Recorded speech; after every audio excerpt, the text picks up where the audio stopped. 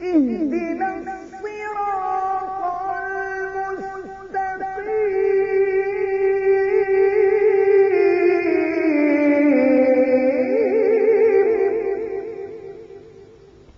الحمد لله رب العالمين والصلاة والسلام على رسوله الكريم محمد وعلى آله وأصحابه أجمعين.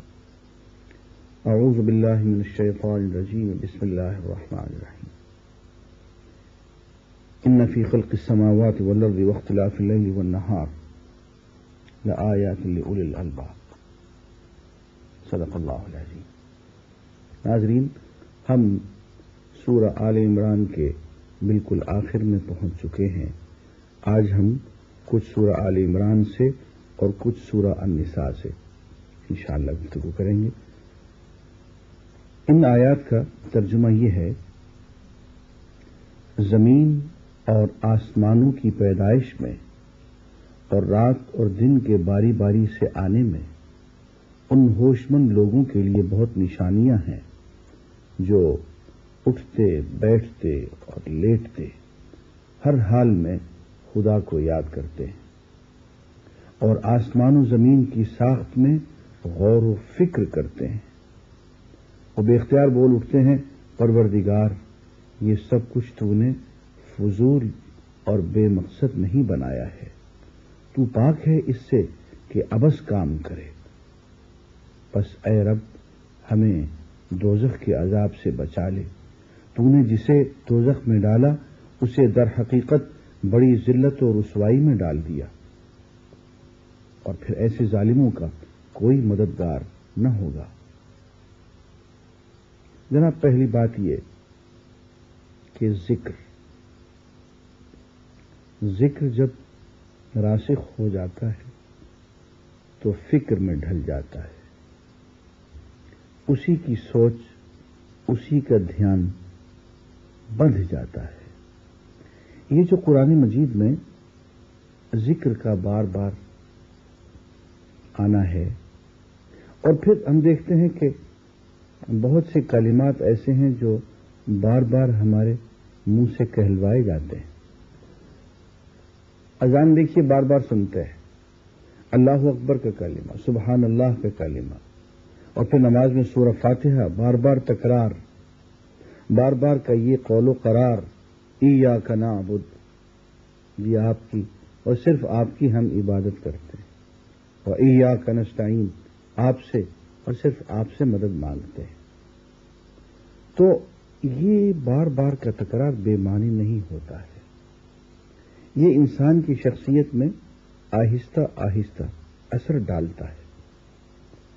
تو ذکر جو ہے، زبان سے اللہ کو پکارنا، تسبیح کی شکل میں سبحان اللہ کہہ کے، حمد کی شکل میں الحمدللہ کہہ کے، اللہ اکبر کہہ کے، یا لا الہ الا اللہ کہہ کے، یا اس کی جتنی بھی صورتیں ہیں، اس سے ایک فکر بنتا ہے، سوچ اور دھیان بنتا ہے. اور پھر آگے فرمایا کہ اللہ کے ہوش مند بندے وہ ہوتے ہیں جو آسمان اور زمین کی پیدائش پہ غور کرتے ہیں، سوچتے ہیں کہ یہ سب چیزیں کیسے وجود میں آ گئیں، اور ایک ایک چیز کو مشاہدے کی نظر سے دیکھتے ہیں. اور جب غور سے دیکھتے رہتے ہیں تو یوں پکار اٹھتے ہیں: ربنا ما خلقت ھذا باطلا، اے ہمارے پروردگار، تو نے ان چیزوں کو بیکار نہیں بنایا ہے. یہ ایک نظام ہے، یہ ایک مدبر کا نظام ہے، کوئی چیز بیکار نہیں ہے. اور یوں معلوم ہوا کہ قرآن ہمیں فکر کی، مشاہدے کی، تدبر کی، تعقل کی دعوت دیتا ہے. میں پھر عرض کر دوں کہ اسلام اور قرآن کہیں ہمیں بلائنڈ فیتھ اور اندھے عقیدے کی طرف نہیں لاتے. اس کی ہمارے ہاں کوئی گنجائش نہیں ہے، اس لیے کہ یہ وہ کتاب نہیں ہے جو سائنس کے حقائق سے ٹکرا جائے. نہیں، سائنس فطرت کے مطالعہ کا نام ہے اور اسلام فطرت والے دین کا نام ہے. تو یہ دونوں جڑواں بہنیں ہیں، اس لیے اسلام اور سائنس کہیں بھی آپس میں ٹکرا نہیں سکتے۔ تو یہی وجہ ہے کہ ہمیں مشاہدے کی، فکر کی اور تدبر تعقل کی دعوت دی گئی۔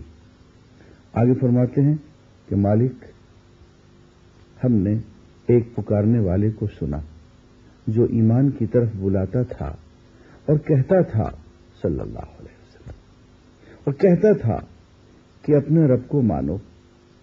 ہم نے اس کی دعوت قبول کر لی، بس اے ہمارے آقا، جو قصور ہم سے ہوئے ہیں ان سے درگزر فرما، جو برائیاں ہم میں ہیں انہیں دور کر دے، اور ہمارا خاتمہ نیک لوگوں کے ساتھ کر۔ خدا بندہ، جو وعدے تو نے اپنے رسولوں کے ذریعے سے کیے ہیں ان کو ہمارے ساتھ پورا کر، اور قیامت کے دن ہمیں رسوائی میں نہ ڈال۔ بے شک تو اپنے وعدے کے خلاف کرنے والا نہیں ہے۔ جواب میں ان کے رب نے فرمایا، میں تم میں سے کسی کا عمل ضائع کرنے والا نہیں ہوں، خواہ مرد ہو یا عورت، تم سب ایک دوسرے کے ہم جنس ہو۔ لہذا جن لوگوں نے میری خاطر اپنے وطن چھوڑے اور جو میری راہ میں اپنے گھروں سے نکالے گئے اور ستائے گئے اور میرے لیے لڑے اور مارے گئے، ان سب کے قصور میں معاف کر دوں گا، اور انہیں ایسے باغوں میں داخل کروں گا جن کے نیچے نہریں بہتی ہوں گی۔ یہ ان کی جزا ہے اللہ کے ہاں، اور بہترین جزا اللہ ہی کے پاس ہے۔ یہاں ایک بات یہ بھی معلوم ہوئی کہ اللہ تعالی مرد کو عورت کا اور عورت کو مرد کا ہم جنس قرار دیتے ہیں۔ ایسا نہیں ہے کہ ہمارے ہاں یہ بحث کبھی چل نکلی ہو کہ عورت انسان بھی ہے یا نہیں۔ ہمارے ہاں اس بحث کی کوئی گنجائش نہیں۔ قرآن نے فیصلہ کر دیا کہ یہ دونوں ایک دوسرے کے ہم جنس ہیں، بعضکم من بعض، ایک دوسرے کے ہم جنس ہیں۔ آگے یوں فرمایا، اے نبی، دنیا کے ملکوں میں خدا کے نافرمان لوگوں کی چلت پھرت تمہیں کسی دھوکے میں نہ ڈالے۔ یہ محض چند روزہ زندگی کا تھوڑا سا لطف ہے، پھر یہ سب جہنم میں جائیں گے جو بدترین جائے قرار ہے۔ برعکس اس کے جو لوگ اپنے رب سے ڈرتے ہوئے زندگی بسر کرتے ہیں ان کے لیے ایسے باغ ہیں جن کے نیچے نہریں بہتی ہیں، ان باغوں میں وہ ہمیشہ رہیں گے۔ اللہ کی طرف سے یہ سامان ضیافت ہے ان کے لیے، اور جو کچھ اللہ کے پاس ہے نیک لوگوں کے لیے وہی سب سے بہتر ہے۔ یہاں یہ معلوم ہوا کہ دنیا کی ظاہری شان و شوکت یہی سب کچھ نہیں ہے، اور یہ معیار حق بھی نہیں ہے۔ ہاں یہ درست ہے کہ غلبہ اسلام کو ہی ہے۔ اسلام حکومت بھی دیتا ہے، دولت بھی دیتا ہے، امن بھی دیتا ہے، تینوں چیزیں ملتی ہیں، لیکن وقتی طور پہ، عارضی طور پہ کچھ دن تک ایک سمگلر، ایک چور، ایک اچکا ڈاکو وہ بھی داد عیش دے لیتا ہے۔ اب اگر کوئی شخص کسی سمگلر کو یا ڈاکو کو دیکھ کے سمجھ لے کہ یار زندگی گزارنے کا تو یہی طریقہ ہے، کسی ہیروئن بیچنے والے کو اور اس کے محل کو دیکھ کے یوں کہہ لے کہ یار نصیبہ ہے تو اس کا، تو یہ تو بے وقوفی کی بات ہے۔ اس لیے کہ اس کا نصیبہ تو اسی وقت ہے کہ جب تک کہ قانون کے ہاتھ اس تک نہیں پہنچتے۔ جو بھی پولیس کا شکنجا اس کی گردن تک پہنچے گا اس کا نصیبہ وصیبہ سارا رفو چکر ہو جائے گا۔ تو یہ مجرمین کی چلت پھرت، ان کے ٹھاٹ باٹ، بھئی یہاں مجرمین سے مراد میری کچھ افراد بھی ہیں اور کچھ معاشرے بھی ہیں، یہ چند روزہ ہے، چند روز کا لطف ہے۔ آگے چل کے اسی سورہ آل عمران کے اختتام جس آیت پہ ہوتی ہے وہ بہت ہی عظیم الشان آیت ہے، اور وہ ان الفاظ میں ہے، یا ایھا الذین آمنوا اصبروا وصابروا ورابطوا واتقوا اللہ لعلکم تفلحون۔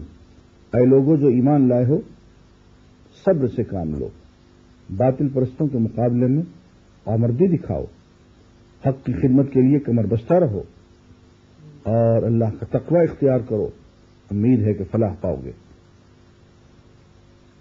ناظرین،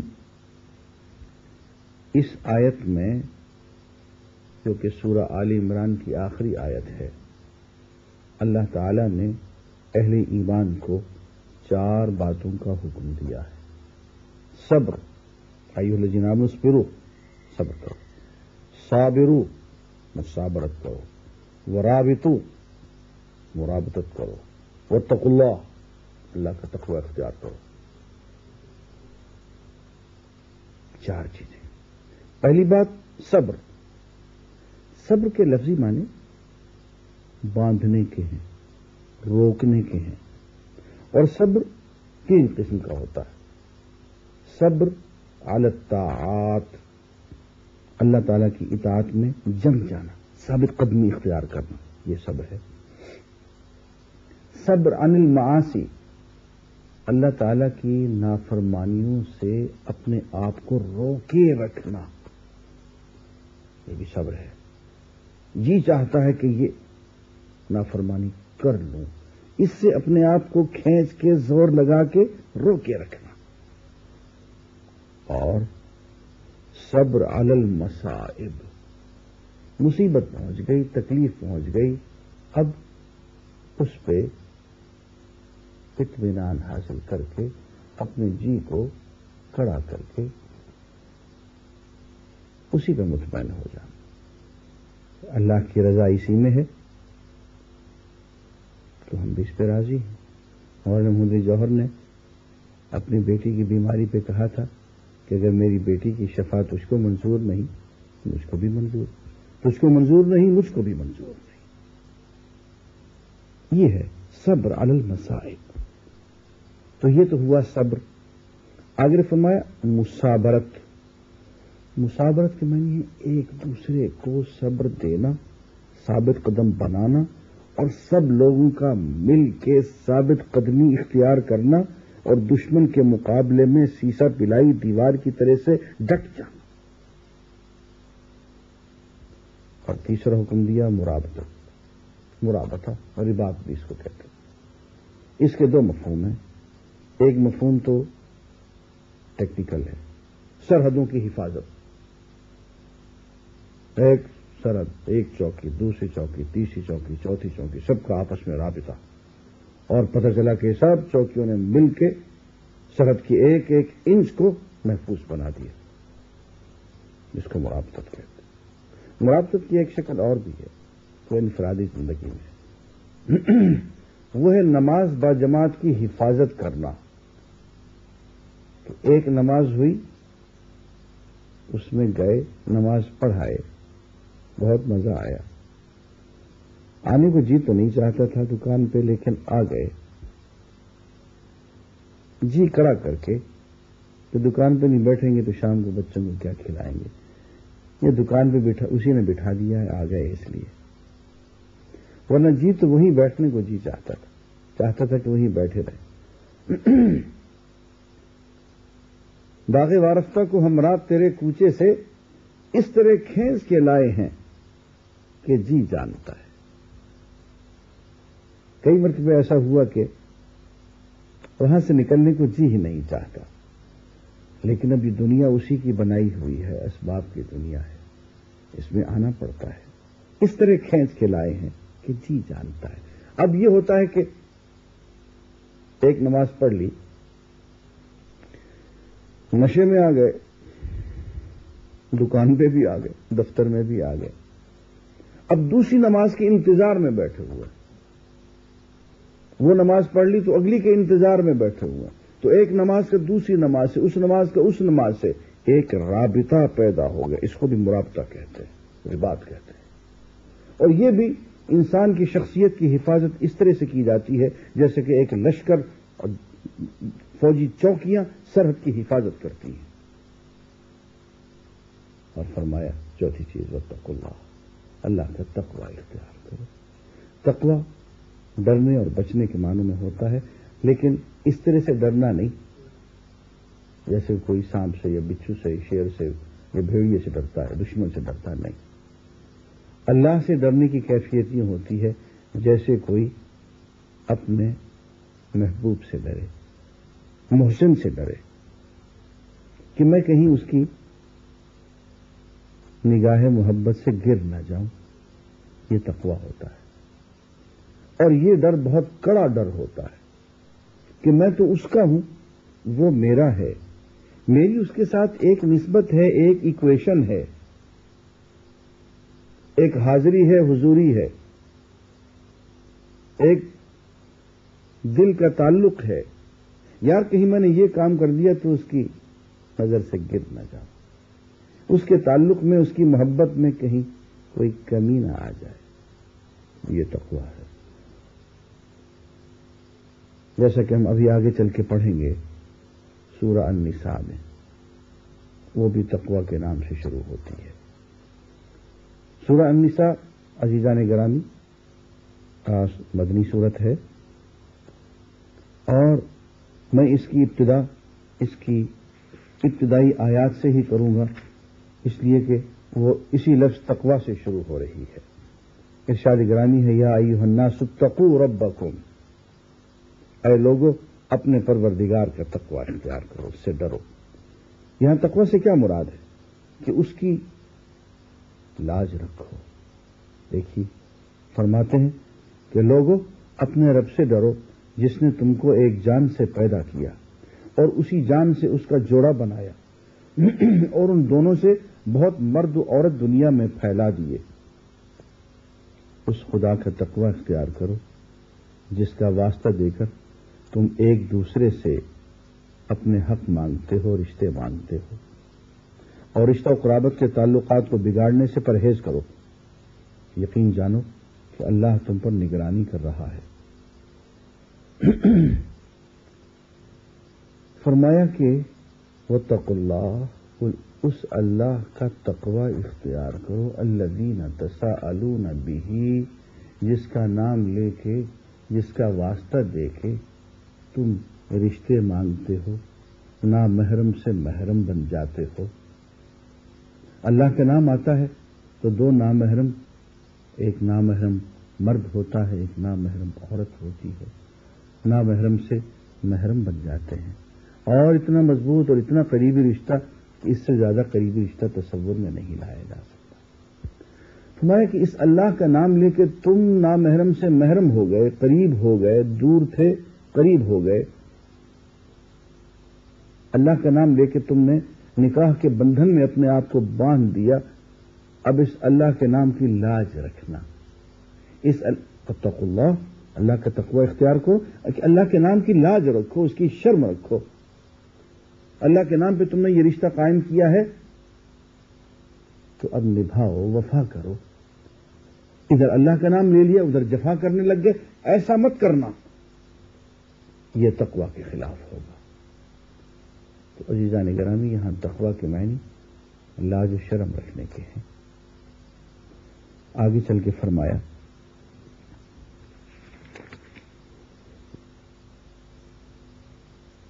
اگر تم یتیموں کے ساتھ بے انصافی کرنے سے ڈرتے ہو تو جو عورتیں تم کو پسند آئیں ان میں سے 2-2, 3-3, 4-4 سے نکاح کر لو. لیکن اگر تمہیں اندیشہ ہو کہ ان کے ساتھ عدل نہ کر سکو گے تو پھر ایک ہی بیوی کرو. سعودی عرب میں ہمارا ایک ہمسایہ تھا، مجھے پتا تھا کہ وہ بیوی کے ساتھ اچھا سلوک نہیں کرتا. مسجد میں بیٹھا ہوا تھا، میرے پاس آیا، کہتا ہے کہ میں دوسری شادی کر لوں، میرے لیے جائز ہے؟ میں نے کہا نہیں. کہنے لگا کیوں؟ قرآن میں تو اجازت ہے. میں نے کہا تمہارے لیے تو اجازت نہیں ہے. کہنے لگا کہاں ہے؟ میں نے کہا قرآن نے تو صاف لکھا ہوا، تم تو ایک بیوی کے بھی مستحق نہیں ہو، اور قرآن نے تو کہا ہے کہ اگر تم عدل نہیں کر سکتے ہو تو پھر ایک بیوی، اور تم تو ایک بیوی کے ساتھ بھی عدل نہیں کر رہے ہو، تم تو اس کے بھی مستحق نہیں ہو. عزیزان گرامی یہ 2-2, 3-3, 4-4 کا معاملہ جو ہے یہ اتنا آسان معاملہ نہیں ہے.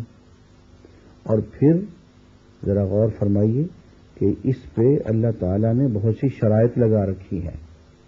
اور دوسری بات یہ ہے کہ جب یہ کہا جا رہا ہے کہ 2-2, 3-3, 4-4 تک نکاح کر لو تو یہ محدود کیا جا رہا ہے. لوگوں نے غلط سمجھا جب یہ کہا کہ جی اسلام نے تو ایک سے زیادہ شادیوں کی اجازت دی ہے. ایسا نہیں ہے دوستو. ایک سے زیادہ شادیوں کی اجازت تو اسلام سے پہلے موجود تھی. لوگوں کے پاس تو 30 40 عورتیں ان کے گھر میں ہوتی تھی. اسلام نے تو صرف پابندی لگا دی ہے, 4 تک کر دیا ہے اس کو. دیکھیے یہ ایک صاحب ہیں, ان کا نام ہے غیلان بن اسلم ثقفی. انہوں نے اسلام قبول کیا. ان کی 10 بیویاں تھیں. آپ نے کہا کہ بھئی 10 بیویاں تو نہیں رکھ سکتے, 4 سے زیادہ تم نہیں کر سکتے. 6 کو طلاق دینی پڑ گئی. ایسے بہت سے لوگ آئے تو اسلام نے تو بہت بڑی تعداد کو کم کر کے محدود کیا. لوگ تو 40 50 تو ایک تماشا بنایا ہوا تھا. انہوں نے عورت کو کم کر کے 4 تک کیا, اور وہ بھی اس کے لیے بھی شرائط لگائی ہیں. ایسی شرائط جو کہ 99% لوگ پوری نہیں کر پاتے, اس لیے ان کے لیے ایک سے زیادہ کی گنجائش نہیں بنتی ہے عام طور پر. سوال کیا تھا کہ جناب حضور اکرم صلی اللہ علیہ وسلم کی اتنی ساری بیویاں کیوں تھیں؟ اتنی ساری. میں نے کہ بس اتنا کچھ سن رکھا ہے کہ اتنی ساری بیویاں. کبھی ذرا آگے بھی غور کیا تم نے؟ کہنے لگے جی وہ کیا. میں نے کہا کچھ واقعات کہ اتنی ساری بیویاں اور اتنی ساری شادیاں کیوں ہوئی, کن حالات میں ہوئی, ان کا کیا فائدہ ہوا. لیکن اتنا تو نہیں سوچا. میں نے کہا یہ بھی تم نے کبھی سوچا کہ حضور کی پہلی شادی کس عمر میں ہوئی اور کب تک ان سے نبھایا؟ یہ بھی پتہ نہیں. عزیزان گرامی, حضور نے 25 برس کی عمر میں سیدہ خدیجہ سے شادی کی جب ان کی عمر 40 برس تھی, اور حضور نے ان کے ساتھ اس وقت تک نبھا کیا جب تک وہ زندہ رہی. 65 برس کی عمر میں سیدہ خدیجہ اور 50 برس کی عمر میں حضور اکرم صلی اللہ علیہ وسلم, اور آپ نے ان کے ساتھ نبھایا ہے. دوسری شادی نہیں کی ہے. ان کی وفات کے بعد آپ نے سیدہ سودا سے شادی کی ہے جو عمر میں آپ سے تقریباً 5 سال بڑی تھی, 55 سال کی تھی. 4 سال ان کے ساتھ بھی اکیلے نبھایا ہے. 54 سال ہو گئے. 54 سال میں پہلی بیوی عمر میں 15 برس بڑی, دوسری بیوی عمر میں 5 برس بڑی. 54 سال. اس کے بعد صرف ایک خاتون ہے جو کنواری ہے جن سے آپ نے شادی کی, سیدہ عائشہ ہے, اور بس. بقیہ سب معمر ہیں. اور فوائد پہ ذرا غور کیجئے. دیکھیے حضور کی شادی ابو سفیان کی بیٹی رملہ سے ہوئی. ابو سفیان رضی اللہ تعالیٰ عنہ وہ ہیں جو کہ مسلسل حملہ کرتے رہے ہیں. جنگ احد میں وہی سپہ سالار تھے, جنگ احزاب میں مسلمانوں کے خلاف وہی سپہ سالار تھے. ناک میں دم کیا ہوا تھا مسلمانوں کا, اہل مدینہ کا. اور ذرا دیکھیے کہ جہاں ابو سفیان کی بیٹی رملہ کی شادی حضور سے ہوئی ہے تو قریش کے سارے حملے ختم ہو گئے. ادھر دیکھیے جناب, یہود نے بہت تنگ کیا ہوا تھا. بنو قینقاع, بنو نذیر, بنو قریظہ, تمام قبیلوں نے مسلمانوں کے خلاف سازشوں پہ سازش کی. خیبر میں بھی جا کے بھی جب لوگ باز نہیں آئے تو بنو قریظہ کے سردار کی بیٹی حضرت صفیہ رضی اللہ تعالیٰ عنہا سے حضور کی شادی ہو گئی. اور جب سے یہ شادی ہوئی ہے پھر یہودیوں نے نہ کوئی سازش کی ہے نہ حملہ کیا ہے. اور آگے بڑھیے. حضور نے 70 حفاظ اور قراء, مبلغین, علماء نجد میں بھیجے, اور نجد کے لوگوں نے 70 کے 70 کو شہید کر دیا. پھر کیا ہوا؟ کچھ عرصے بعد آپ نے نجد کے سردار کی بہن میمونہ سے شادی کر لی, اور سیدہ میمونہ رضی اللہ تعالی سے جب شادی ہوئی اس کے بعد نجد کی طرف سے کوئی مخالفت, کوئی جفا, کوئی اس قسم کا واقعہ نہیں ہوا. تو یہ باتیں ہمارے جاننے کی ہیں. اب ذرا غور سے دیکھیے گا. میں یہاں یہ عرض کر دوں کہ یہ موقع نہیں ہے بیان کرنے کا. میں نے شادیوں کی تمام شادیوں کی تفصیلات بیان کی ہے اپنی کتاب خطبات حرم میں، جو صاحب غور سے دیکھنا چاہیں وہاں پڑھ لیں۔ وآخر دعوانا الحمدللہ رب العالمین۔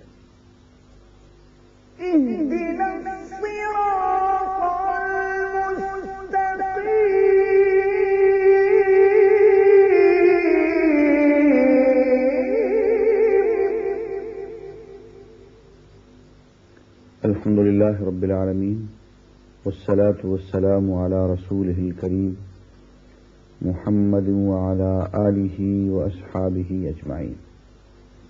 ہم سورہ النساء کی ابتدا کر چکے ہیں۔ سورہ النساء میں ایک اہم موضوع وہ باطل اموال سے متعلق ہے۔ میں ترجمہ پڑھتا ہوں۔ اے لوگو جو ایمان لائے ہو، آپس میں ایک دوسرے کے مال باطل طریقوں سے نہ کھاؤ۔ لین دین ہونا چاہیے آپس کی رضامندی سے، اور اپنے آپ کو قتل نہ کرو۔ باطل مال کھائیں گے، اختلافات ہوں گے، جھگڑے ہوں گے۔ ان فرمایا کہ لا تقتلوا انفسکم، اپنے آپ کو قتل نہ کرو۔ اس کا ایک مفہوم تو یہ ہو سکتا ہے کہ خودکشی نہ کرو، لیکن اس کا ایک مفہوم یہ بھی ہے کہ جب حرام خوری کرو گے، دوسرے کے حق کھاؤ گے تو آپس میں لڑو گے، لڑو نہیں، دوسروں کے قتل کرو گے، وہ تمہیں قتل کرے گا۔ تو اصل میں دوسرے کو قتل کرنا اپنے آپ کو قتل کرنا ہے، مطلب یہ خون خرابہ نہ کرو۔ قرآن مجید کا یہ اسلوب ہے۔ کئی جگہ کہا کہ دیکھو اپنی بے عزتی نہ کیا کرو۔ اپنی بے عزتی کس طرح سے؟ لا تنابزوا بالالقاب، ایک دوسرے کو برے ناموں سے نہ پکارا کرو۔ تم اسے برے ناموں سے پکارو گے تو جواباً تمہیں برے نام سے پکارے گا۔ تو دوسرے کو گالی دینا دراصل اپنے آپ کو گالی دینا ہے۔ حضور اکرم صلی اللہ علیہ وسلم نے ایک مرتبہ ارشاد فرمایا کہ بہت برا ہے وہ انسان جو اپنے والدین کو گالی دے۔ تو صحابہ نے اس کی کیا رسول اللہ، ایسا بدبخت کون ہوگا جو خود اپنے والدین کو گالی دے گا؟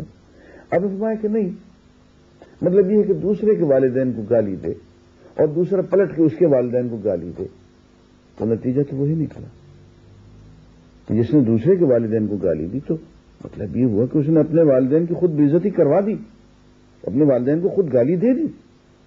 تو یہاں وہی بات ہے، لا تقتلوا انفسکم، اپنے آپ کو قتل نہ کرو۔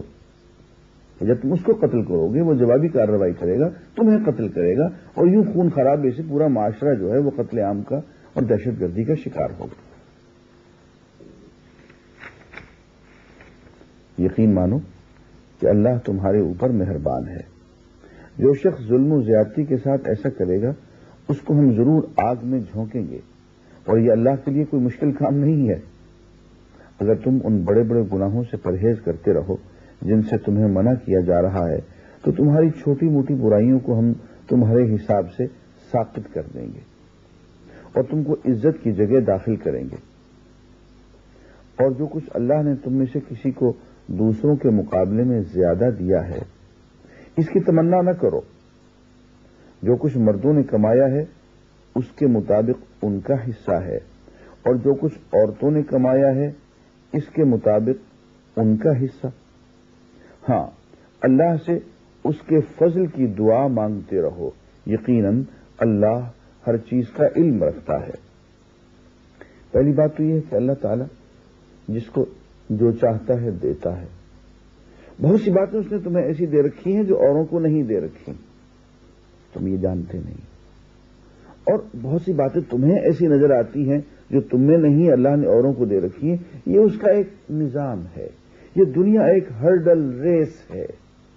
اس میں کسی کو غربت کے ذریعے آزمایا جا رہا ہے، کسی کو دولت کے ذریعے، کسی کو کرسی کے ذریعے، کسی کو ظلم کا موقع دے کے، کسی کو مظلومیت کی کیفیت میں۔ یہ پوری کی پوری آزمائش گاہ ہے، امتحان گاہ ہے۔ اس لیے اس چکر میں نہ پڑو کہ جو کچھ تمہیں مل گیا وہ ہمیشہ کے لیے مل گیا، جو اس کو مل گیا وہ ہمیشہ کے لیے مل گیا۔ نہیں، یہ تو ایک عارضی امتحان کے لیے ایک سچویشن کریٹ کی گئی ہے۔ اور قرآن یہ کہہ رہا ہے کہ جو مرد کمائے وہ ان کا، جو عورتیں کمائیں وہ ان کا۔ یہاں سے یہ پتہ چلا کہ ایک خاتون کو کمانے کا حق ہے، اسلام نے اس کو بین نہیں کیا۔ خاتون کو تجارت کا حق حاصل ہے، وہ کوئی ذریعہ معاش اختیار کر سکتی ہے۔ ہاں، ہم آگے چل کے پڑھیں گے کہ اسلام خاتون کو اس بات سے آزاد کرتا ہے۔ وہ جب قوام کی ہم ابھی بات کریں گے کہ الرجال قوامون علی النساء، تو اس میں یہ بات آئے گی۔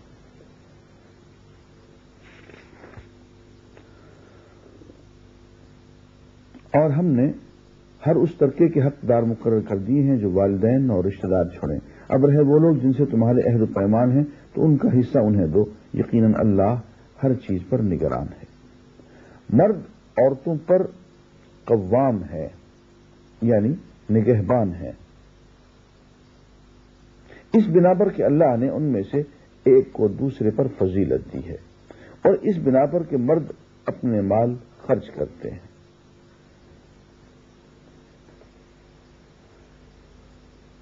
اللہ تعالی نے مردوں کو خواتین پہ ایک درجہ، بس ایک درجہ فضیلت دی ہے۔ اور فضیلت کس بات کی ہے کہ اللہ تعالی نے مردوں کو پابند بنا دیا ہے کہ وہ خواتین پہ خرچ کریں۔ اللہ تعالی نے خواتین کو ایک فضیلت دی ہے مردوں پہ، اور وہ بہت بڑی فضیلت ہے۔ اور وہ فضیلت اللہ تعالی نے جو عطا کی ہے وہ صرف اسلام میں نظر آتی ہے، کہیں اور نظر نہیں آتی۔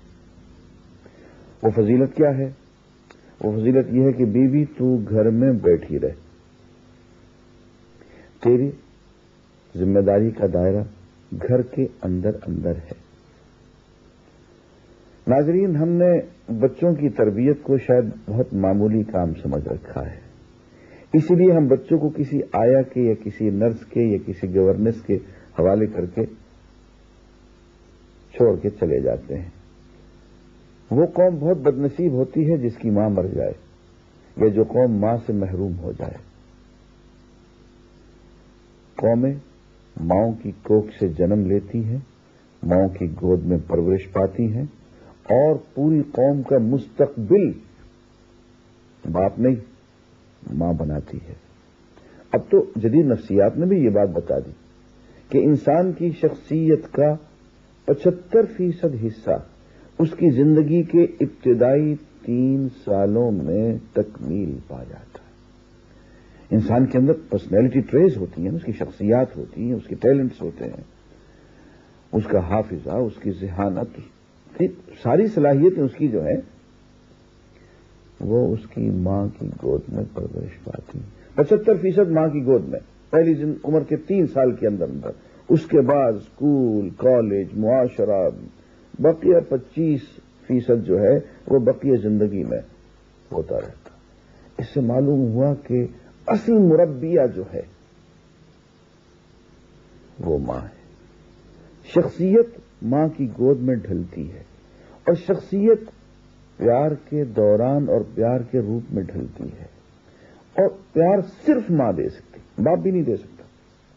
کبھی تجربہ کر کے دیکھیے، بچہ رات کو بیمار ہو جائے، رات بھر اس پہ جاگتے رہنا، یہ جگرا صرف ماں کا ہے، یہ فضیلت صرف ماں کو اللہ نے دی ہے۔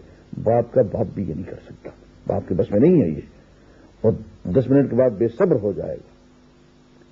ماں کے مقابلے میں اس کی کوئی حیثیت نہیں ہے کہ وہ بچے کو سنبھال سکے۔ تو یہ ایک بہت بڑی فضیلت ہے جو اللہ نے ماں کو دی ہے کہ وہ بچے کے ساتھ وقت گزارے، اس کے ساتھ پیار کرے، اس کو سینے سے لگائے رکھے۔ وہ بڑا ہو تو اس کو تمام پیغمبروں کی اور بڑے لوگوں کی کہانیاں سنائے، اور اس کی شخصیت میں ایک ایک صفت ڈالتی چلی جائے۔ اور بچہ جب اس کی گود سے باہر نکلے تو اس کا پروٹوٹائپ، اس کا آئیڈیل یا ابراہیم ہو یا موسیٰ ہو یا عیسیٰ ہو یا محمد الرسول اللہ علیہ الصلوۃ اجمعین، ان میں سے کوئی ہو، یہ ماں کا کام ہے، اور اس کام کے لیے وقت چاہیے، اور یہ ہمہ وقتی کام ہے، 24 گھنٹے کا کام ہے۔ جن لوگوں کو اتنی موٹی بات سمجھ میں نہیں آئی ہے وہ اپنے بچوں کو کسی نوکرانی کے آیا کے گورننس کے حوالے کر کے چلے جاتے ہیں۔ یہی وجہ ہے کہ پورے کا پورا مغرب جب اس سے نئی نسل چڑھ رہی ہے، پروان چڑھ رہی ہے، تو ان کو محبت پہ نہیں پالا جا رہا، ان کے نصیب میں محبت نہیں آئی ہے، ماں کا سینہ، ماں کی گود، ماں کا پیار ان کو نہیں ملا ہے، تو پوری دنیا میں وہ دہشت گردی پھیلا رہے ہیں۔ پوری دنیا کو انہوں نے اپنے لیے ایک چراگاہ سمجھ رکھا ہے۔ یہ جنگ عظیم ہوا، جنگ عظیم تو یہ کس بات کی پیداوار ہے؟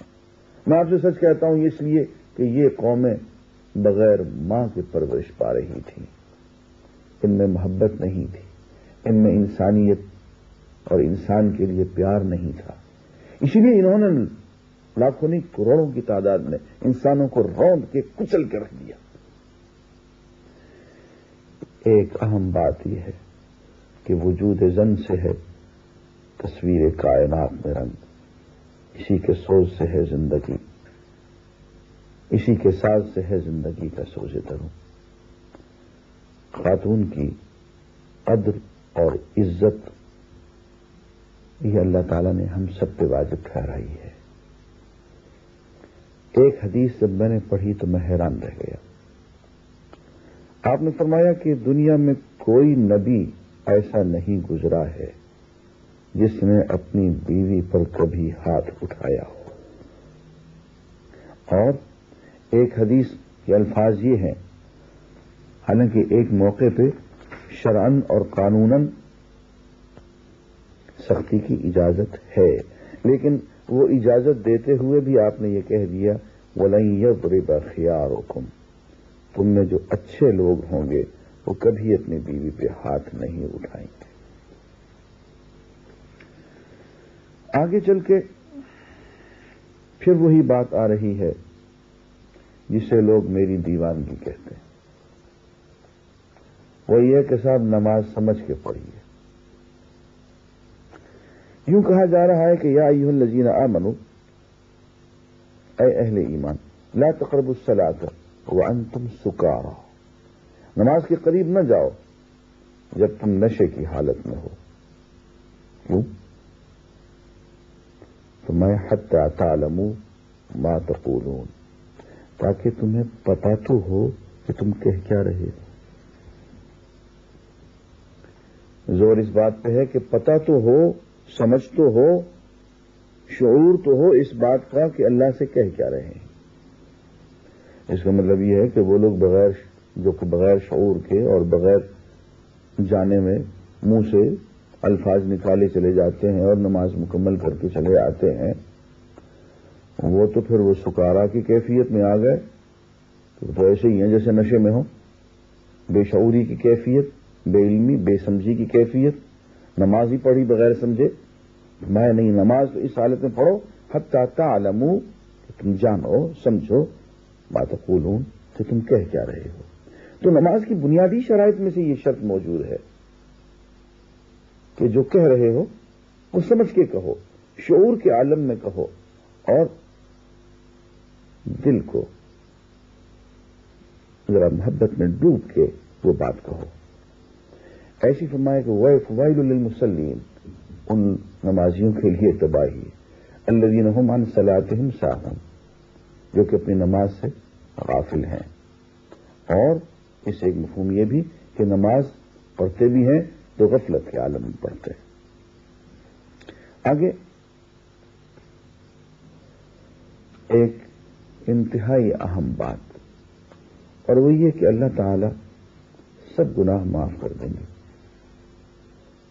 شرک معاف نہیں کریں۔ ان اللہ لا یغفر ان یشرک بہ ویغفر ما دون ذلک لمن یشاء، اللہ تعالیٰ یہ بات معاف نہیں کریں گے کہ ان کے ساتھ کسی کو شریک ٹھہرایا جائے، اور اس کے علاوہ جو گناہ چاہیں گے معاف فرما دیں گے۔ ایک اعلان فرما دیا، قاعدہ کلیہ بتا دیا کہ ہم شرک معاف نہیں کریں گے۔ شرک کیا ہے؟ اللہ کی ذات میں، اللہ کی صفات میں، اللہ کے حقوق میں، اللہ کے اختیارات میں دوسروں کو شریک ٹھہرانا۔ ایک آیت ایسی آ رہی ہے جس کا مفہوم اس دور میں سمجھ میں آیا۔ ناظرین، میں آپ کو عرض کروں گا کہ ایک کتاب جو ایک فرانس کے مشہور سائنسدان اور سرجن ڈاکٹر مورس بکائے نے لکھی ہے، Bible, the Quran and science. اس کتاب کو ذرا پڑھیے۔ اس کتاب نے پوری دنیا میں دھوم مچا دی۔ ڈاکٹر مورس بکائی وہ کہتے ہیں کہ جب میں نے یہ آیت پڑھی تو میں پھڑک اٹھا کہ قرآن مجید ایک ایسی بات کہہ رہا ہے 1500 سال پہلے جس کا ہمیں آج پتا چلا۔ کہتا میں سرجن ہوں، میں اس بات کو جانتا ہوں کہ جب ہم سوئی چبھوتے ہیں تو اس کا درد جلد کے بس اوپر والے حصے میں پڑتا ہے، اور جو ہی جلد سے آگے سوئی گزر جاتی ہے تو جسم کے اندر درد نہیں ہوتا۔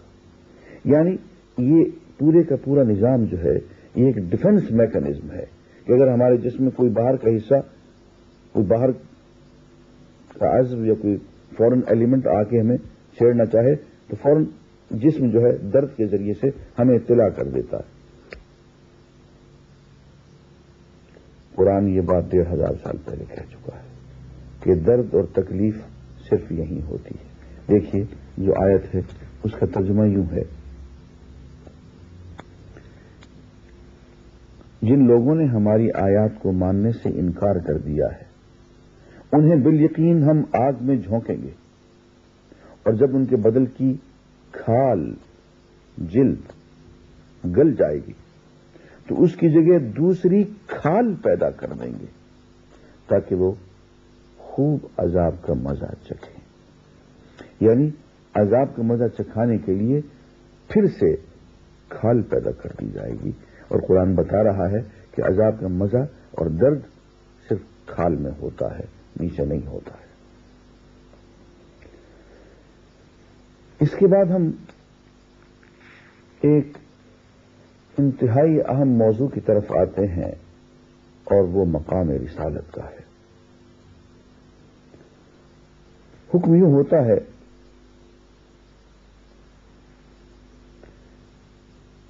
کہ انہیں بتاؤ کہ ہم نے جو رسول بھی بھیجا ہے اسی لیے بھیجا ہے کہ اذن خداوندی کی بنا پر اس کی اطاعت کی جائے۔ اگر انہوں نے یہ طریقہ اختیار کیا ہوتا کہ جب یہ اپنے نفس پر ظلم کر بیٹھے تھے تو تمہارے پاس آ جاتے، نبی صلی اللہ علیہ وسلم کے پاس آ جاتے اور اللہ سے معافی مانگتے، اور رسول صلی اللہ علیہ وسلم بھی ان کے لیے معافی کی درخواست کرتے، تو یقیناً اللہ کو بخشنے والا اور رحم کرنے والا پاتے۔ نہیں اے محمد صلی اللہ علیہ وسلم، تمہارے رب کی قسم یہ کبھی مومن نہیں ہو سکتے جب تک کہ اپنے باہمی اختلافات میں یہ تم کو فیصلہ کرنے والا نہ مان لیں۔ پھر جو کچھ تم فیصلہ کرو اس پر اپنے دلوں میں بھی کوئی تنگی نہ محسوس کریں، بلکہ سر بسر تسلیم خم کر لیں۔ یہ ایک بات۔ اس سے پہلے جو بات کہی گئی وہ بھی یہی ہے کہ اطاعت کرنی ہے۔ یا ایھا الذین آمنوا اطیعوا اللہ واطیعوا الرسول واولی الامر منکم، اے لوگوں جو ایمان لائے ہو اطاعت کرو اللہ کی اور اطاعت کرو رسول صلی اللہ علیہ وسلم کی، اور ان لوگوں کی جو تم میں سے صاحب امر ہوں، اولی الامر ہوں، ولی الامر ہوں، اللہ اور اللہ کے رسول کے احکام کو، اوامر کو تم پر اور اپنے آپ پر نافذ کرنے والے ہوں۔ اس لیے کہ جو اللہ کے حکم کو اپنے اوپر نافذ نہیں کرتا، اللہ کی شریعت کو نافذ نہیں کرتا، وہ صحیح معنوں میں ولی الامر نہیں بنتا۔ فرمایا جو صاحب امر ہوں ان کی تم اطاعت کرو۔ فَإِن تَنَازَعْتُمْ فِي شَيْءٍ، اور اگر کسی چیز میں تمہارے درمیان کسی معاملہ میں نزاع ہو جائے تو اسے اللہ اور رسول کی طرف پھیر دو، یعنی فیصلہ اس کا جو ہوگا وہ اللہ اور اس کے رسول کی تعلیمات کے مطابق ہوگا۔ آگے چل کے یہی بات پھر اس انداز میں بیان کی گئی،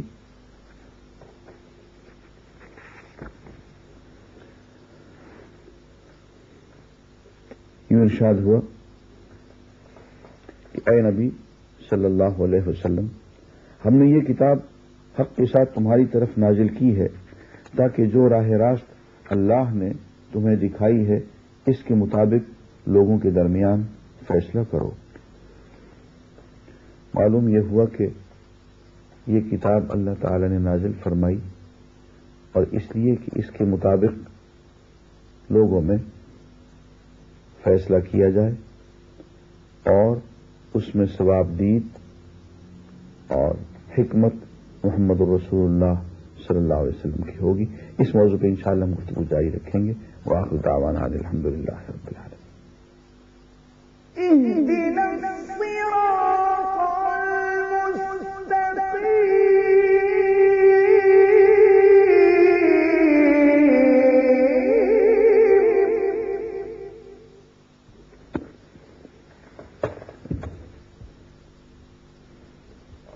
الحمدللہ رب العالمین والصلاة والسلام علی رسولہ الکریم محمد وعلی آلہ واصحابہ اجمعین۔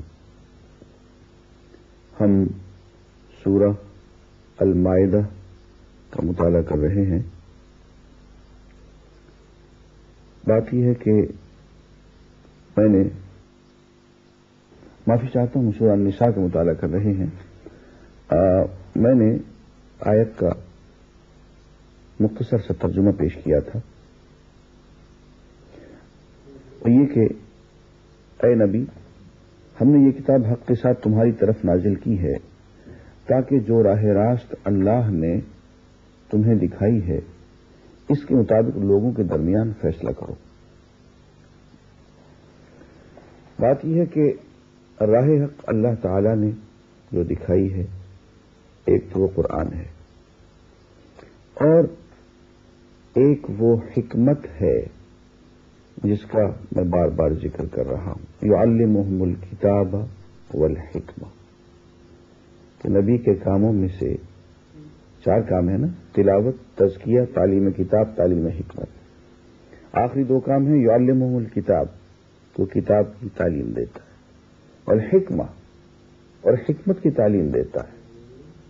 یہ حکمت کیا ہے؟ بما اراک اللہ، کہ جو اللہ تعالیٰ نے تمہیں نظر عطا فرمائی ہے، جیسے دکھایا ہے۔ تو ایک تو یہ نظری ہدایت ہے قرآن مجید، اور ایک عملی ہدایت ہے، اور وہ ہے محمد رسول اللہ صلی اللہ علیہ وسلم کی سیرت طیبہ، آپ کی سنت، جو احادیث کی شکل میں ہمارے پاس موجود ہے۔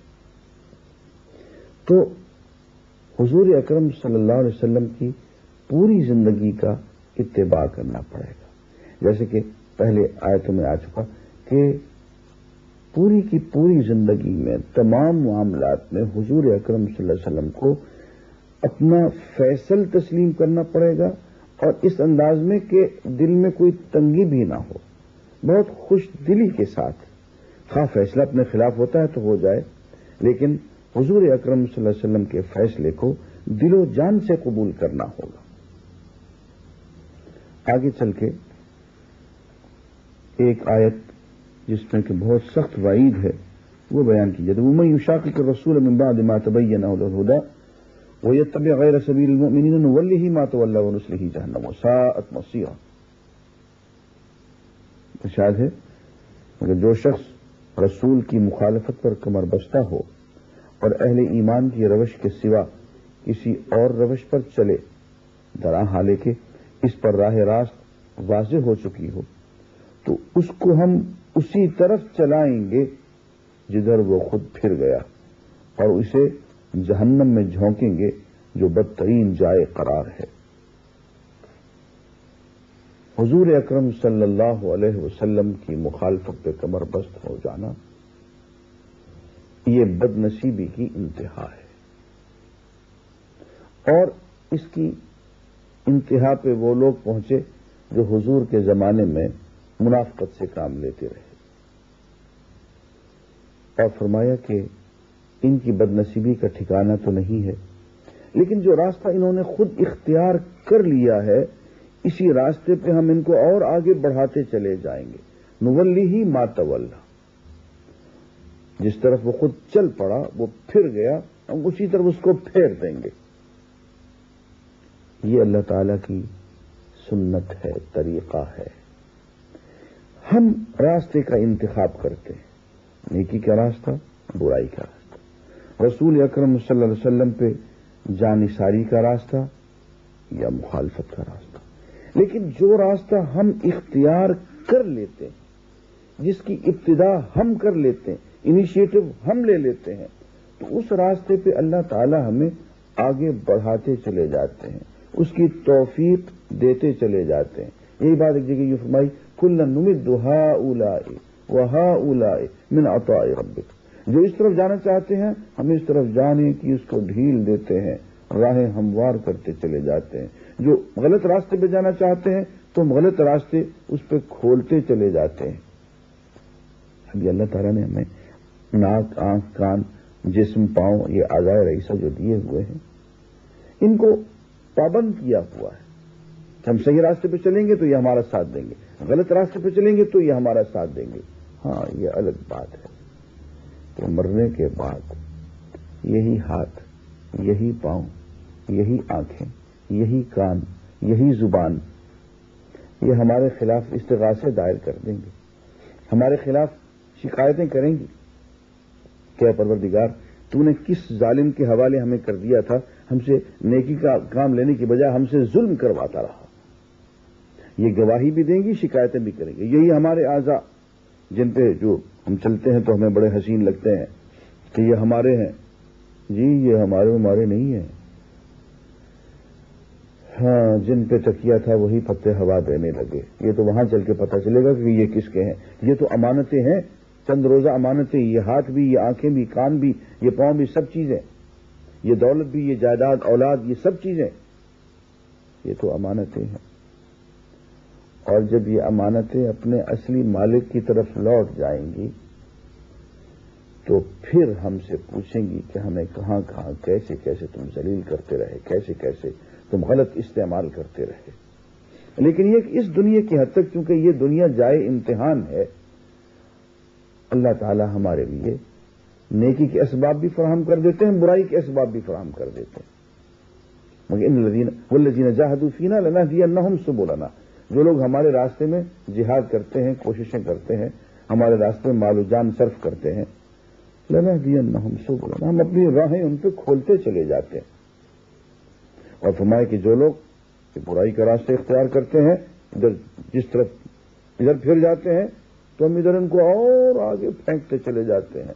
اور حد یہ کہ ہم ان کے دلوں پہ، ان کے کانوں پہ مہریں لگا دیتے ہیں، ان کی آنکھوں میں پھر پردے ڈال دیتے ہیں۔ ہمارا بھی تو یہی ہے، کوئی شخص ہماری مخالفت کرے، ہم اس کو اپنے فنکشنز میں بلائیں، نہ آئے، ہٹ دھرمی کا مظاہرہ کرے تو ہم پر آئندہ کے لیے اس کو بلانا ہی چھوڑ دیتے ہیں، اس پہ دروازے ہی بند کر دیتے ہیں۔ بالکل یہی سنت ہے اللہ تعالی کی۔ آگے یوں ارشاد ہوتا ہے کہ یہ نبی کی مخالفت کرنا یہ منافقت کا کام ہے، اور منافقت پہ تو قرآن مجید نے اتنی گفتگو کی ہے کہ میرے خیال کے مطابق غالباً کفر پہ اتنی گفتگو نہیں کی ہے۔ اب یہ جو ساری آیات آ رہی ہیں یہ نفاق کے موضوع پر ہے، اور منافقین کی علامات اور ان کی صفات اور ان کی سائیکالوجی کے بارے میں ہیں۔ میرا جی چاہتا ہے کہ میں اس موضوع پہ آج ذرا سا کھل کے بات کروں۔ یہ سورہ النساء کی آیت نمبر 138 سے میں ترجمہ پڑھ رہا ہوں۔ اور جو منافق اہل ایمان کو چھوڑ کر کافروں کو اپنا رفیق بناتے ہیں، انہیں یہ مژدہ سنا دو کہ ان کے لیے دردناک سزا تیار ہے۔ کیا یہ لوگ عزت کی طلب میں ان کے پاس جاتے ہیں، یعنی دعوی ایمان کا اور یاری اہل کفر کے ساتھ؟ کیا یہ لوگ عزت کی طلب میں ان کے پاس جاتے ہیں؟ حالانکہ عزت تو ساری کی ساری اللہ ہی کے لیے ہے۔ اللہ اس کتاب میں تم کو پہلے ہی حکم دے چکا ہے کہ جہاں تم سنو کہ اللہ کی آیات کے خلاف کفر بکا جا رہا ہے، مذاق اڑایا جا رہا ہے، وہاں نہ بیٹھو جب تک کہ لوگ کسی دوسری بات میں نہ لگ جائیں۔ یہ دینی غیرت کا تقاضا ہے کہ اللہ کی آیات کے خلاف، شاعر دینی کے خلاف، حضور کے کسی حکم کے خلاف، حضور اکرم صلی اللہ علیہ وسلم کی کسی سنت اور آپ کے کسی عمل کے خلاف اگر کوئی شخص دریدہ دہنی کا مظاہرہ کرے، اس سے مذاق بنانے کی کوشش کرے، تو اس جگہ نہیں بیٹھنا چاہیے۔ اول تو منہ توڑ جواب دینا چاہیے، اور اگر محسوس کرے کہ ماحول ایسا ہے کہ وہاں اس کی بات نہیں بنے گی تو اٹھ کے چلے جانا چاہیے، اور اس وقت تک لوٹنا نہیں چاہیے جب تک کہ وہاں نہ بیٹھو، جب تک کہ لوگ کسی دوسری بات میں نہ لگ جائیں، جب تک کہ یہ بدتمیزی ختم نہ ہو اس جگہ بیٹھنا جائز نہیں ہے۔ اب اگر تم ایسا کرتے ہو تو تم بھی انہی کی طرح ہو، یعنی دین میں گپ شپ ہو رہی ہے، لائٹ موڈ میں مذاق اڑایا جا رہا ہے شاعر دینی کا، اور آپ وہاں بیٹھے ہوئے ہیں خاموشی سے، تو فرمایا کہ اب تم بھی انہی میں سے ہو، اس ساری حرکت میں تم شریک ہو چکے اگر تم نے اس کے خلاف احتجاج نہیں کیا۔ یقین جانو کہ اللہ منافقوں اور کافروں کو جہنم میں ایک جگہ جمع کرنے والا ہے۔ یہ منافق تمہارے معاملے میں انتظار کر رہے ہیں کہ اونٹ کس کروٹ بیٹھتا ہے۔ اگر اللہ کی طرف سے فتح تمہاری ہوئی تو آ کر کہیں گے کہ کیا ہم تمہارے ساتھ نہ تھے؟ تو یار ہم تمہیں میں سے تو ہیں، ہم مسلمان نہیں ہیں۔ اور اگر کافروں کا پلہ بھاری رہا تو ان سے کہیں گے کہ کیا ہم تمہارے خلاف لڑنے پر قادر نہ تھے، اور پھر بھی ہم نے تم کو مسلمانوں سے بچایا۔ تو کفار سے کہیں گے کہ جناب دل میں تو ہم آپ کے ساتھ ہی تھے، ہم لڑ بھی تو سکتے تھے آپ کے خلاف، لیکن ہم نے آپ کا ساتھ دیا اندر ہی اندر۔ بس اللہ ہی تمہارے ان کے معاملہ کا فیصلہ قیامت کے روز کرے گا، اور اس فیصلے میں اللہ نے کافروں کے لیے مسلمانوں پر غالب آنے کی ہرگز کوئی سبیل نہیں رکھی ہے۔ بس اتنا یاد رکھیں، اگر اہل ایمان سچ مچ اہل ایمان ہیں تو ان کی صفوں میں، ان کے معاشرے میں، ان کے ملک میں منافقین خواہ مالدار ہوں، خواہ ان کے پاس کسی دور میں اقتدار بھی رہا ہو، اس کے باوجود وہ کبھی مسلمانوں پر اور اہل ایمان پر غالب نہیں آ سکیں گے۔ وہ ہمیشہ ایسے تڑپتے ہی رہیں گے، اور ان کی اتنی علامات بتا دی گئی ہیں کہ اگر ذرا غور سے ہم قرآن مجید کو پڑھیں تو ہمیں ایک ایک شخص کی شخصیت کھل کے سامنے آ جاتی۔ فرماتے ہیں کہ یہ منافق اللہ کے ساتھ دھوکہ بازی کر رہے ہیں، حالانکہ در حقیقت اللہ ہی نے انہیں دھوکہ میں ڈال رکھا ہے۔ جب یہ نماز کے لیے اٹھتے ہیں تو کسمساتے ہوئے، اور مجبوراً پڑھنی پڑ جائے تو غیر وضو کے، محض لوگوں کو دکھانے کی خاطر اٹھتے ہیں اور خدا کو کم ہی یاد کرتے ہیں۔ کفر اور ایمان کے درمیان ڈاواں ڈول ہیں، نہ پورے اس طرف ہیں نہ پورے اس طرف، جسے اللہ نے بھٹکا دیا ہو اس کے لیے تم کوئی راستہ نہیں پا سکتے۔ یہ بھٹکے ہوئے اس لیے نہیں ہے کہ اللہ نے بھٹکا دیا ہے، بلکہ اللہ نے اس لیے بھٹکا دیا ہے کہ انہوں نے بھٹکنا پسند فرمایا ہے۔ اے لوگوں جو ایمان لائے ہو، مومنوں کو چھوڑ کر کافروں کو اپنا رفیق نہ بناؤ۔ کیا تم چاہتے ہو کہ اللہ کو اپنے خلاف صریح حجت دے دو؟ یقین جانو کہ منافق جہنم کے سب سے نیچے طبقے میں جائیں گے، اور تم کسی کو ان کا مددگار نہ پاؤ گے۔ البتہ جو ان میں سے تائب ہو جائیں اور اپنے طرز عمل کی اصلاح کر لیں اور اللہ کا دامن تھام لیں اور اپنے دین کو اللہ کے لیے خالص کر دیں، ایسے لوگ مومنوں کے ساتھ ہیں، اور اللہ مومنوں کو ضرور اجر عظیم عطا فرمائے گا۔ آخر اللہ کو کیا پڑی ہے کہ تمہیں خواہ مخواہ سزا دے اگر تم شکر گزار بندے بنے رہو اور ایمان کی روش پر چلو۔ اللہ بڑا قدردان ہے اور سب کے حال سے واقف ہے۔ ان آیات میں منافقین کی پوری ایک نفسیات بیان کر دی گئی ہے، اور ایک اور بات بھی کہہ دی گئی، اور وہ بھی منافقین کی نفسیات میں سے ہے۔ اسی سورہ النساء میں آیت نمبر 83 میں اللہ تعالیٰ یوں فرماتے ہیں کہ یہ لوگ جہاں کوئی اطمینان بخش یا خوفناک خبر سن پاتے ہیں اسے لے کر پھیلا دیتے ہیں، حالانکہ اگر یہ یعنی اس خبر کو رسول صلی اللہ علیہ وسلم اور اپنی جماعت کے ذمہ دار اصحاب تک پہنچائیں تو وہ ایسے لوگوں کے علم میں آ جائے جو ان کے درمیان اس بات کی صلاحیت رکھتے ہیں کہ اس سے صحیح نتیجہ اخذ کر سکیں۔ تم لوگوں پر اللہ کی مہربانی اور رحمت نہ ہوتی تو تمہاری کمزوریاں ایسی تھیں کہ معدود چند کے سوا تم سب شیطان کے پیچھے لگ گئے ہوتے۔ ناظرین، یہاں پہ اس بات کو منافقین کی علامت قرار دیا گیا کہ جہاں کوئی خبر ملی جس کی طرف لوگ پھٹی پھٹی آنکھوں سے دیکھیں، اس خبر کی سرخیاں شائع کر دی گئیں، اس کو پھیلا دیا گیا۔ آگے ارشاد ہوا کہ اسلامی نظام قائم ہو چکا، پروان چڑھ چکا اور اس درجے پہ پہنچ چکا کہ پوری دنیا اب تم سے مایوس ہو چکی ہے۔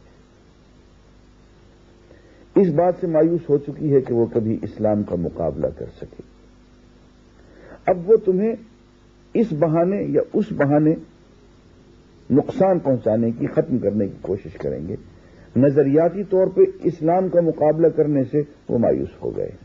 یہ بات قرآن مجید میں 1500 سال پہلے بیان کر دی گئی۔ ارشاد گرامی ہے، اليوم يئس الذين كفروا من دينكم فلا تخشوهم واخشون۔ فرمایا کہ آج کافروں کو تمہارے دین کی طرف سے پوری مایوسی ہو چکی ہے، لہذا تم ان سے نہ ڈرو بلکہ مجھ سے ڈرو۔ اس وقت دنیا میں کوئی نظریہ حیات، کوئی دین، کوئی مذہب، کوئی آئیڈیالوجی ایسی نہیں ہے جو بحیثیت آئیڈیالوجی کے یوں گردن تان کے اسلام کے سامنے کھڑی ہو سکے۔ یہ اللہ کا بہت بڑا کرم ہے۔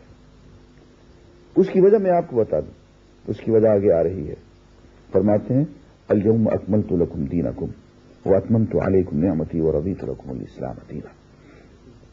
آج میں نے تمہارے دین کو تمہارے لیے مکمل کر دیا ہے اور اپنی نعمت تم پر تمام کر دی ہے، اور تمہارے لیے اسلام کو تمہارے دین کی حیثیت سے قبول کر لیا ہے۔ دین مکمل ہو گیا، اور اس طرح سے مکمل ہو گیا کہ نعمتیں پوری پوری اللہ تعالیٰ نے جو انسانیت پہ نچھاور کی جا سکتی ہیں مسلمان قوم پہ نچھاور کر دی۔ اتمام دین بھی ہو گیا، اکمال دین بھی ہو گیا، اتمام نعمت بھی ہو گیا۔ میں اس کے ساتھ بطور پس منظر کے 2-3 اور باتیں بتاؤں گا کہ اس کے بغیر یہ بات سمجھ میں نہیں آئے گی۔ ناظرین، حضور اکرم صلی اللہ علیہ وسلم کی بعثت سے پہلے جتنے بھی انبیاء آئے، رسول آئے، انبیاء آئے، وہ خاص علاقے کے لیے، خاص قوم کے لیے اور خاص وقت کے لیے۔